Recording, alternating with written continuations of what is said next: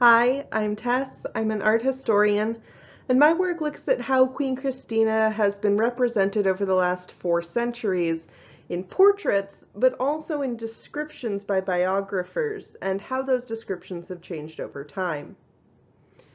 In this brief talk, I'll discuss a couple of instances from Christina's travels incognito.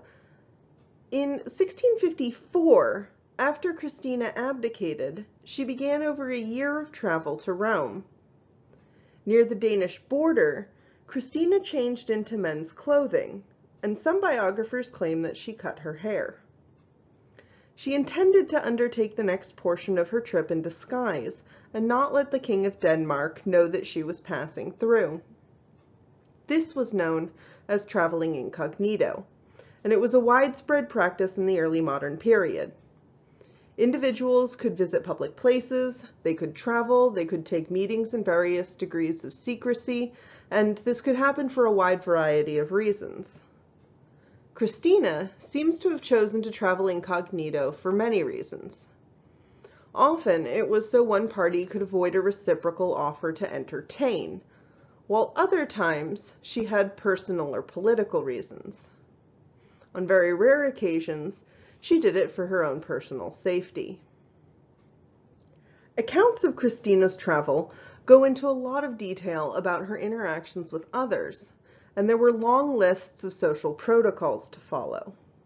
So just imagine that someone is following you and taking notes every time you engage with other people. They listen to who you visit, how long you stayed, what you ate, where you ate it, who wore hats and at what times, what type of chair you sat in, what the height of your chair was, and whether or not your chair had arms, etc., etc. So you can see why just putting on a cloak or a men's jacket and meeting in a garden or a public space might have been appealing to somebody like Christina. According to many accounts, being incognito was often played like a sort of inside joke between strangers, or often between people who might not have known each other very well or had never met in person. The first time Christina met the teenage Louis XIV, the king and his brother were introduced to her by the Cardinal Mazarin.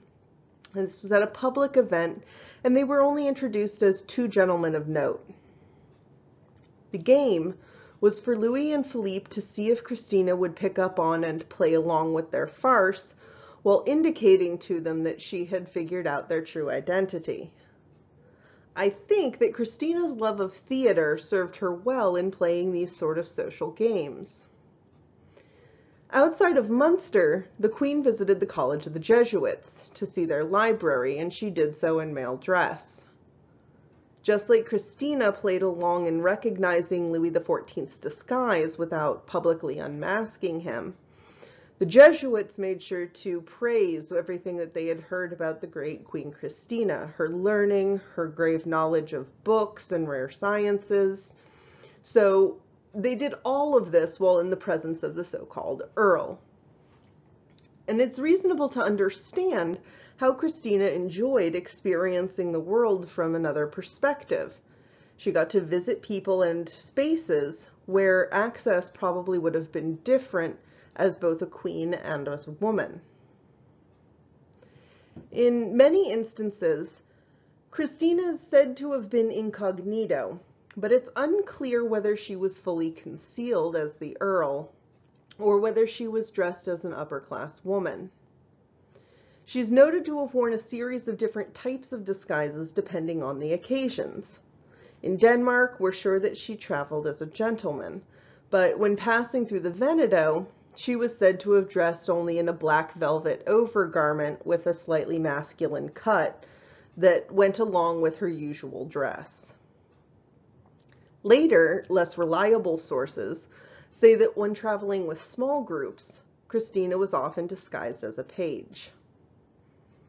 What I've found is that a lot of these events that Christina conducted while in some form of incognito dress have been taken out of their 17th century contexts and packaged as part of a sort of perceived deviance in later assessments of Christina's life, and this has contributed to mythologizing her biography.